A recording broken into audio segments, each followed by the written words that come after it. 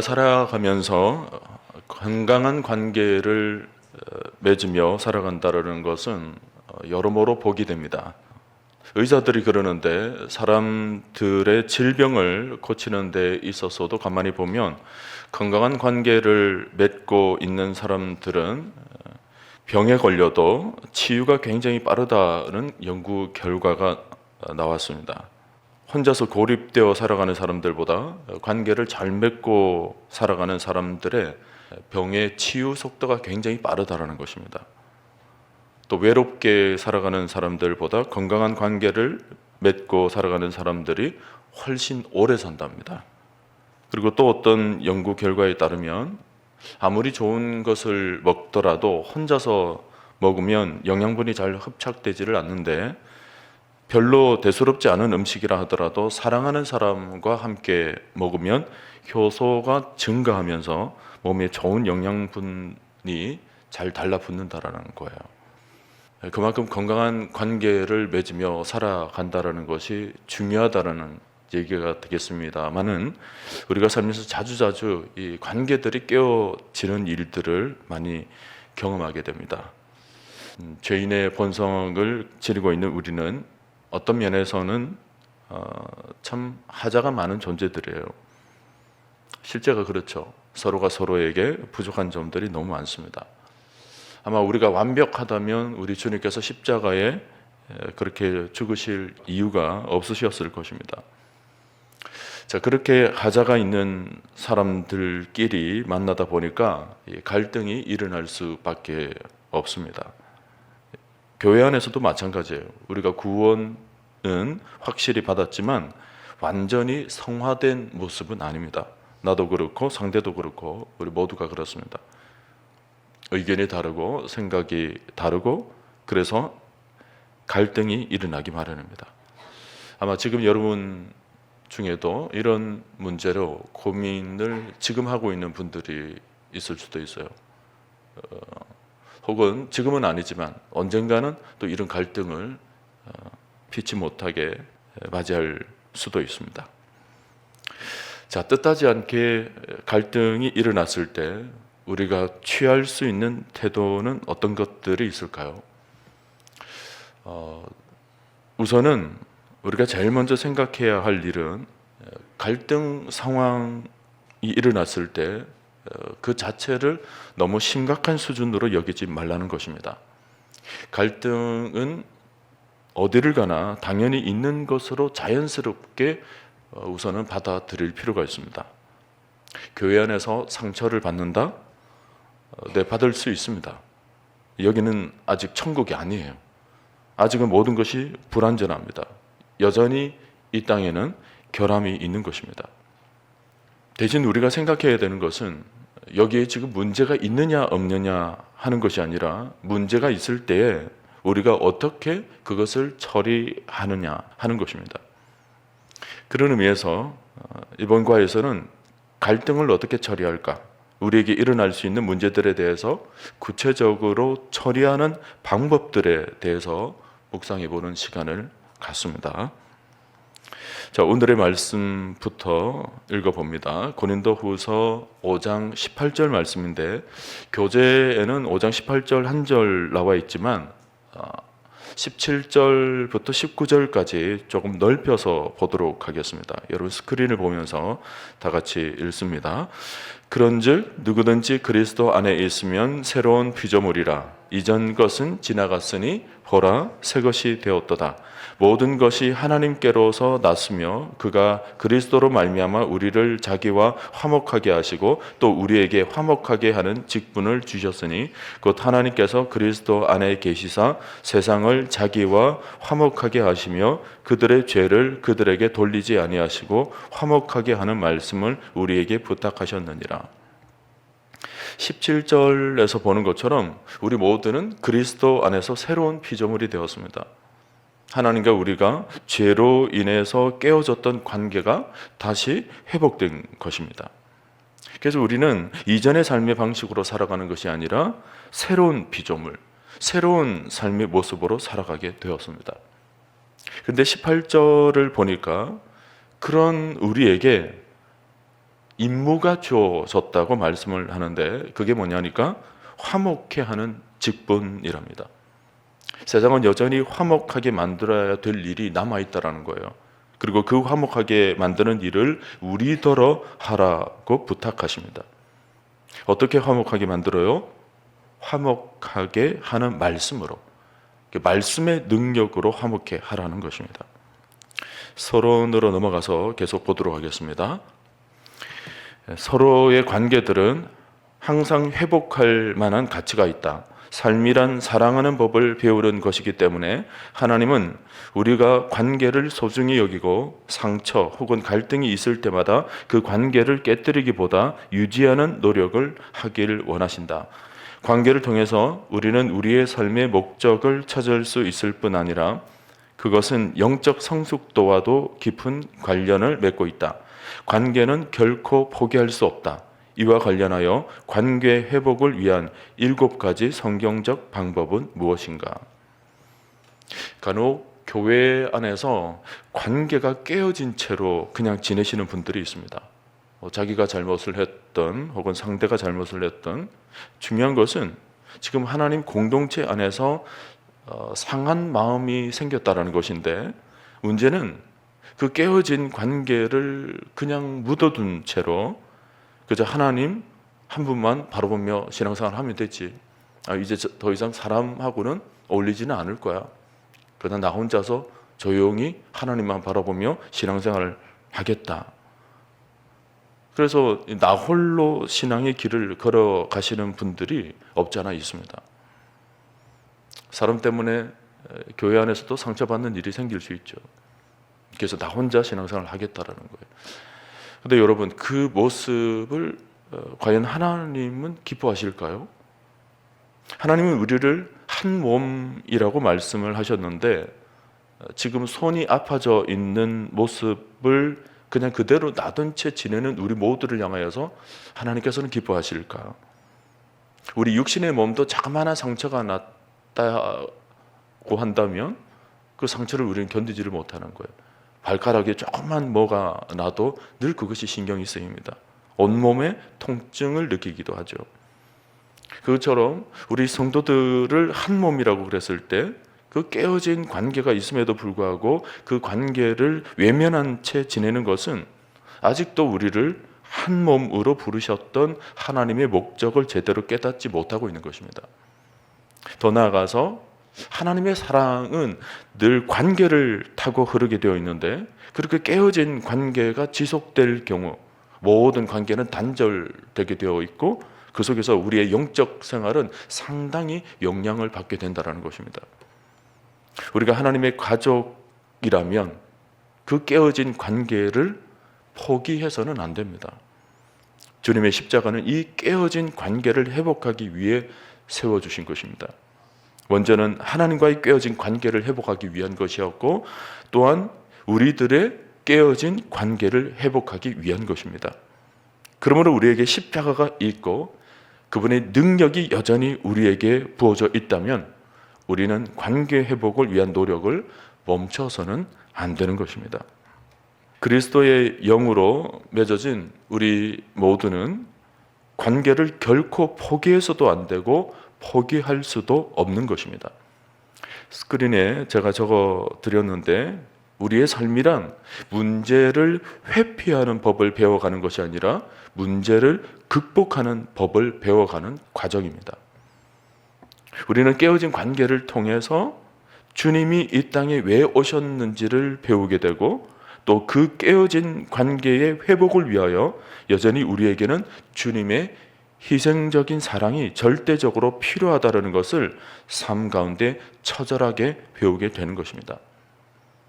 우리가 오늘의 말씀을 통해서 본 것처럼 반드시 기억해야 할 것은 하나님은 우리에게 화목하게 하는 직분을 주셨다는 것입니다. 직분이라는 것은 그냥 가지고만 있으면 되는 게 아니고 사명을 감당해야 하는 거죠. 우리는 누구에게라도 화목하기를 힘써야 되는 것입니다. 그것이 우리를 부르신 하나님의 뜻입니다. 자, 오늘 생각해 볼 내용은 크게 7가지로 나눠집니다. 내용 하나하나가 참 많은 내용을 담고 있지만 하나하나 세세하게 설명을 드리기는 어려울 것 같고 꼭 필요한 사항만 개략적으로 생각해 보도록 하겠습니다. 스크린을 보면서 하나하나 외우는 마음으로 다 같이 읽어보겠습니다. 첫 번째는 하나님께 먼저 얘기하라. 둘째는 관계 회복을 위해선 항상 먼저 다가가라. 셋째는 상대의 감정에 공감하라. 넷째는 나에게도 잘못이 있음을 고백하라. 다섯째는 사람을 공격하지 말고 문제를 공격하라. 여섯 번째는 할 수 있는 한 양보하라. 일곱 번째는 해결이 아닌 화해를 강조하라. 하나하나씩 살펴보도록 하겠습니다. 자, 깨어진 관계를 회복하는 첫 번째 방법은 사람에게 얘기하기 전에 하나님께 먼저 얘기하라. 하나님과 먼저 그 문제에 대해서 의논하라. 막힌 담을 허시는 분은 하나님이시다. 하나님께서 일하실 때 우리의 삶의 관계는 더 쉽게 변화될 수 있다. 자, 관계에 문제가 생겨났을 경우 제일 먼저 해야 할 일은 모든 인생의 문제의 해답을 지니고 계신 분, 그 하나님을 제일 먼저 찾아가는 일입니다. 야고보서 4장 1절 2절 말씀을 보면 너희 중에 다툼이 어디로부터 나느냐? 너희 지체 중에서 싸우는 정욕으로부터 나는 것이 아니냐? 너희는 욕심을 내어도 얻지 못하여 살인하며 시기하여도 능히 취하지 못함으로 다투고 싸우는도다. 그 다음 말씀, 너희가 얻지 못함은 구하지 아니하기 때문이요. 여기 구하지 아니하기 때문이라는 것은 하나님께 나오지 않기 때문이라는 거죠. 다툼이 일어날 때 그 다툼의 감정이 커지기 이전에 우리의 육신의 감정, 우리 마음의 감정을 쏟아내놓기보다는 제일 먼저 우리가 해야 할 일은 하나님께 모든 상황, 모든 감정을 아뢰는 것입니다. 우리가 하나님을 제일 먼저 찾아야 하는 이유는 세 가지입니다. 첫째로, 하나님만이 사람의 마음을 움직이기 때문입니다. 갈등이 일어날 때 속상해하지 말고 여러분 기도의 능력을 믿으십시오. 사람의 마음을 바꾸실 수 있으신 분은 오직 하나님이십니다. 우리가 기도하게 되면 하나님께서 반드시 도와주실 것입니다. 둘째로, 갈등의 실제적인 필요들은 대부분 하나님으로부터 공급되기 때문입니다. 갈등이 일어나는 이유는 각자의 필요들이 충족되지 않아서 이 갈등이 생겨나게 되는 경우가 많은데요. 우리 인생의 실제적인 필요들은 사람이 채워주기보다 하나님께서 채워주실 수 있는 것들이 대부분입니다. 그러므로 괜히 사람을 건드리지 말고 사람과 다투지 말고 필요한 것들을 하나님께 구하는 믿음을 가져야 한다는 것입니다. 같은 연장선에서 셋째, 대부분의 갈등은 기도가 부족해서 생기기 때문입니다. 아까 보셨던 야고보서 4장 2절 끝에 뭐라고 말씀하셨다 그랬습니까? 우리가 얻지 못함은 구하지 아니하기 때문이라 그랬습니다. 하나님께 얻어야 하는 것들을 사람에게서 얻으려고 했을 때 갈등이 생겨나게 되는 거예요. 그리고는 그 사람이 자기를 실망시켰다 여겨질 때 화를 냅니다. 그럴 때 하나님께서 늘 하시는 말씀이죠. 왜 나에게 찾아오지 않느냐? 왜 나에게 먼저 얘기하지 않느냐? 여러분, 하나님께 먼저 기도하시기를 바랍니다. 그러면 생각보다 훨씬 문제가 빨리 그리고 정확하게 문제가 해결될 줄로 믿습니다. 자, 깨어진 관계를 회복하는 두 번째 방법은 관계 회복을 위해선 항상 상대에게 먼저 다가가라는 것입니다. 우리가 피해자이든 가해자이든 상관없다. 하나님은 우리가 먼저 움직이기를 기대하신다. 깨어진 관계의 회복은 매우 중요해서 예수님은 이를 예배보다 우선순위에 두라고 말씀하셨다. 마태복음 5장 23절 24절에 이런 말씀이 있죠. 그러므로 예물을 제단에 드리려다가 거기서 내 형제에게 원망 들을 만한 일이 있는 것이 생각나거든 예물을 제단 앞에 두고 먼저 가서 형제와 화목하고 그 후에 와서 예물을 드리라. 이 말씀에서 중요한 것은 먼저 가서입니다. 관계 회복을 위한 우선순위, 먼저 가라는 것입니다. 여기에도 몇 가지 이유가 있습니다. 첫째로, 피해자이든 가해자이든 먼저 움직이는 자가 승리자이기 때문입니다. 우리가 피해자이냐 가해자이냐 하는 것은 중요하지가 않습니다. 하나님은 먼저 움직이는 자를 기뻐하십니다. 왜냐하면 그 사람의 마음에 하나님의 사랑이 먼저 임하게 되니까요. 하나님을 먼저 경험하는 사람은 승리자입니다. 먼저 움직이는 용기를 가진 사람이 승리자가 되는 거예요. 두 번째 이유는 시간이라는 것은 치료 역할도 하게 될 때도 있지만 때로는 상처를 곪게 만들기도 하기 때문입니다. 흔히 하는 말로 시간이 약이다라는 말이 있습니다. 경우에 따라서는 하나님께 맡기고 잠잠히 그 문제가 해결될 때까지 기다려야 할 문제도 있습니다. 그러나 모든 경우가 그런 것은 아닙니다. 뒤로 미루면 어떤 경우에는 분노만 깊어지고 문제가 더 심각해지게 되는 경우도 있습니다. 주로 자기가 잘못을 저지른 경우가 그렇죠. 마음속에 하나님께서 조금이라도 잘못한 것이 생각나게 만드시거든 시간을 더 지체하지 말고 그 사람에게 달려가는 겸손한 태도가 필요합니다. 셋째, 해결되지 않은 갈등 상황은 영적인 손실을 가져오기 때문입니다. 갈등을 빨리 처리할수록 우리의 영적인 손실도 줄어들게 됩니다. 갈등을 가진 채로 예배를 드리는 것은 밑빠진 독에 물을 붓는 것과 같은 것입니다. 상대방이 찾아올 때까지 기다리지 마십시오. 기다리는 동안 우리가 받을 은혜를 받지를 못하는 것입니다. 주님이 우리에게 먼저 오신 것처럼 하나님의 사랑은 내가 먼저 행하는 것입니다. 먼저 인사하고, 먼저 대접하고, 먼저 손을 내밀고, 먼저 사랑을 베풀고, 먼저 화해를 청하시기를 바랍니다. 자, 깨어진 관계를 회복하는 세 번째 방법은 그들의 감정에 공감하라. 관계 회복을 위해서는 입보다는 귀를 더 많이 사용해야 한다. 만남에서 중요한 것은 상대방의 얘기를 듣는 것이다. 흔히 우리가 아는 말씀으로 말하기는 더디하고 듣기는 속히 하고.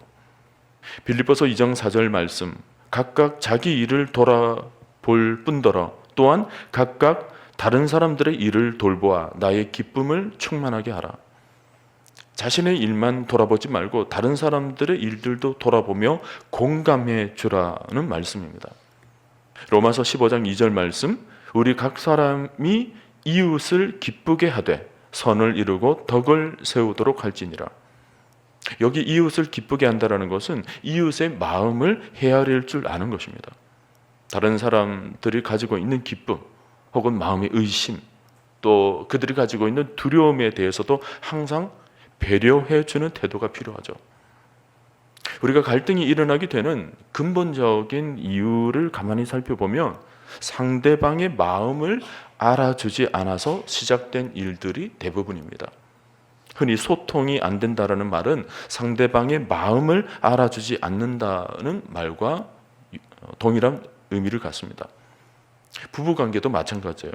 함께 산다고는 하지만 서로에 대한 마음을 알아주지 못하고 그래서 소통이 안 되면 그때부터 고통이 따르게 되는 것입니다. 갈등을 해결하기 위해서는 이 공감이 절대적으로 필요한 것입니다. 자, 공감, 이 소통을 위해서는 세 가지를 기억하세요. 첫째, 말하려 하기보다는 들으려고 하라. 둘째, 문제를 해결하려 하기보다 상대의 마음을 받아들이려고 하라. 셋째, 나와 다르다라는 것은 나쁘다는 것과는 아무 상관이 없음을 인식하라. 이 다르다는 것은 나쁘다는 것이 아니기 때문에 나와 다른 사람은 있는 그대로 받아주면 되는 것입니다. 다르다라는 것을 인정하며 나와 다른 사람을 있는 그대로 받아들이는 태도가 우리에게 필요한 거죠. 자, 또 하나 깨어진 관계를 회복하는 네 번째 방법은 나에게도 잘못이 있음을 고백하라. 사람은 모두가 자신에게는 관대하고 남에게는 냉철하다. 그렇지만 기억하라. 손뼉은 마주쳐야 소리가 난다. 소리가 났다면 분명히 나의 잘못의 목도 있다는 것을 알아야 한다. 나의 실수나 죄를 인정하는 것부터 시작하라. 이것이 더 상황을 명확하게 보는 방법이다. 마태복음 7장 5절 말씀, 외식하는 자여 먼저 내 눈 속에서 들보를 빼어라. 그 후에야 밝히 보고 형제의 눈 속에서 티를 빼리라. 자기 자신이 완벽하다고 생각하는 곳에는 갈등이 어김없이 일어날 수 있습니다. 여러분 기억하세요. 갈등은 절대로 혼자의 잘못으로 만들어지지 않습니다. 자, 깨어진 관계를 회복하는 다섯 번째 방법은 사람을 공격하지 말고 문제를 공격하라. 사람보다 문제에 초점을 맞춘다면 당신의 언어는 상당히 부드러워질 것이다. 우리가 큰 소리를 내는 것은 그 사람에 대한 위협과 감정이 들어가 있는 것이다. 그렇지만 문제 자체에 초점을 맞춘다면 우리의 목소리에 힘이 들어갈 필요가 없다. 잠언 15장 1절 말씀, 유순한 대답은 분노를 쉬게 하여도 과격한 말은 노를 격동하느니라. 사람들은 그 사람과 관계가 회복되길 원하면서도 실제로 하는 일들을 가만히 들여다보면 그 사람 자체를 무너뜨리려고 하고 문제를 내세워서 아예 그 사람 자체를 자신의 발 아래 굴복시키려고 합니다. 비난, 비하, 비교, 판단, 모욕, 멸시, 그리고 빈정대는 태도 등 이런 것들은 문제를 해결하려 하기보다는 그 사람 자체를 무너뜨리려는 핵무기와도 같습니다. 상대를 절망시키기 위해서 결국은 영원히 자신 앞에 서지 못하도록 만들려고 하는 것들입니다. 여러분, 우리는 어떤 경우에서든지 하나님 앞에 서게 될 것입니다. 문제가 일어난 그 상황에서도 그렇지만 장차 우리는 저 천국에 가서도 하나님 앞에 서게 될 것입니다. 그런데 사람 자체를 공격하고 사람 자체를 무너뜨려 가지고는 하나님 앞에서 우리가 결코 아름답게 서지를 못할 것입니다. 하나님 앞에 우리가 부끄럽게 서게 될 거예요. 그러므로 여러분, 대화법을 바꾸십시오. 우리 마음의 초점을 바꾸십시오. 문제에다가 초점을 두는 것입니다. 대화를 나눌 때도 우리 둘 사이에 지금 뭐가 문제가 되고 있는 걸까요? 집사님과 저 사이에 우리가 해결해야 될 문제가 뭘까요? 이게 문제를 다루는 태도인 것입니다. 자, 이런 일을 위해서는 세 가지를 기억하세요. 첫째, 분노는 문제를 다루는 태도가 아니다. 부드럽게 말하라. 둘째, 공격은 문제를 다루는 태도가 아니다. 공손하게 접근하라. 셋째, 파괴는 문제를 다루는 태도가 아니다. 함께 분석하라. 자, 깨어진 관계를 회복하는 여섯 번째 방법은 할 수 있는 한 양보하라는 것입니다. 로마서 12장 18절 말씀, 할 수 있거든 너희로서는 모든 사람과 더불어 화목하라. 평화에는 항상 대가가 따른다. 때로는 그 대가가 우리의 자존심일 수도 있고 물질적 손해일 수도 있다. 교제를 위해서 우리는 양보하고 상대방에게 맞추며 상대방의 필요에 호의를 보여야 한다. 중요한 것은 이것이 하나님께서 원하시는 우리의 모습이며 이 모습 위에 하나님께서는 축복하신다. 창세기 13장에서 아브라함은 조카 롯에게 모든 것을 양보하죠. 생업이 너무 커지다 보니까 더 이상 같이 살 수가 없게 된 것입니다. 그래서 롯에게 먼저 선택권을 줬더니 요단 지역 온 땅에 물이 넉넉했던 소돔과 고모라를 택하게 되죠. 당시 소돔과 고모라는 굉장히 기름진 땅이었습니다. 창세기 13장 10절을 보면 소돔과 고모라는 여호와의 동산 같고 애굽 땅과 같았더라 그랬어요. 롯이 주저하지 않고 이 소돔과 고모라를 택해서 떠납니다. 그리고는 아브라함이 홀로 남았는데 그때 하나님께서 아브라함에게 큰 약속의 말씀을 주시죠. 너는 눈을 들어 동서남북을 바라보라. 보이는 땅을 너와 네 자손에게 주리라. 이전에 했던 약속인데 한 번 더 이 약속의 말씀을 세워주십니다. 내 자손도 땅의 티끌같이 번성하게 해주리라. 아브라함이 이 약속의 말씀을 붙들고 헤브론에 머물게 됩니다. 참고로 헤브론은 하나님과의 연합, 친교라는 뜻입니다. 여러분, 양보, 하나님이 보고 계십니다. 그리고는 이 평화와 화평을 만들어 줄 아는 그 마음 위에 틀림없이 하나님께서 하늘의 복을 안겨다 주실 줄로 믿습니다. 자, 깨어진 관계를 회복하는 마지막 7번째 방법은 해결이 아닌 화해를 강조하라. 화해, 관계를 강조하라는 말입니다. 모든 사람이 모든 것에 대해 동의할 것을 기대하는 것은 비현실적이다. 여기서 말하는 동의라는 것은 100% 일치된 마음을 가리키는 것입니다. 네 마음이 내 마음이 되고 내 마음이 네 마음이 되는 것. 사실 이것은 거의 불가능하죠. 비현실적인 일입니다. 문제는 풀었지만 관계를 놓쳐버렸다면 그것은 성공한 것이 아니다. 문제를 풀려고 그렇게 씨름도 하고 말싸움도 해보고 그랬는데 정작 그러는 동안 관계가 무너지게 되었다면 아무것도 아니라는 말입니다.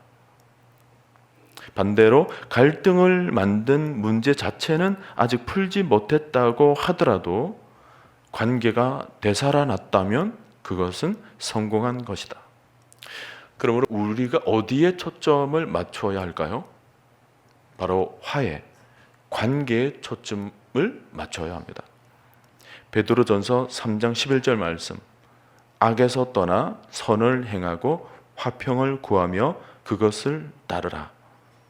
다른 사람과의 관계, 이 평화롭게 사는 부분에 대해서 여러 성경이 강조하고 있다는 것을 우리가 놓쳐서는 안 되겠습니다. 자, 결론입니다. 관계들은 항상 회복할 만한 가치가 있다. 서두에 말씀을 드린 것처럼 오늘날 신앙인들을 보면 그저 나 홀로 신앙생활을 하겠다는 사람들이 굉장히 많습니다. 그러다 보면 우리는 건강한 교회를 세울 수가 없어요. 모두가 다 개인적인 신앙생활을 하게 된다면 그 어느 누구도 그 속에서 하나님의 사랑을 경험하지 못하게 될 것입니다. 결론에 얘기했던 것처럼 관계들은 항상 회복할 만한 가치가 있다는 것을 우리가 꼭 기억할 필요가 있습니다. 우리가 평화를 위해서 노력한다면 하나님께서는 넘치는 평화로 채워주실 것이다. 소망하라. 관계는 회복에 힘쓸 충분한 가치를 가지고 있다. 우리 하나님은 우리에게 정말 많은 것을 안겨다 주시기를 원하시는 분이십니다. 특히 우리에게 참 자유를 주시기를 원하시죠. 어떠한 것으로도 우리의 평강을 막을 수 없는 진리 안에서의 참 자유를 누리는 삶. 여러분, 우리는 누군가를 등지며 살기에는 우리의 삶의 영역이 너무 좁아요. 또 그렇게 살기에는 우리 인생도 너무 짧습니다. 우리는 주어진 인생을 가장 가치 있게 만들어야 할 뿐만 아니라 우리에게 주어진 이 영적인 공동체도 가장 아름답게 가꾸어야 하는 것입니다. 그래서 우리 모두가 화목해 하는 자로 든든히 서 나가야 되는 것입니다. 피스메이커. 저는 우리 교회를 위해서 기도합니다. 우리 교회 모든 모임마다 이 화목해 되는 일이 일어나게 되기를 바랍니다. 어떤 갈등이 생긴다 하더라도 우리가 부족하기 때문에, 우리가 연약하기 때문에, 우리가 아직 완전한 자가 아니고 또 이곳이 천국이 아니기 때문에 갈등은 일어날 수 있습니다.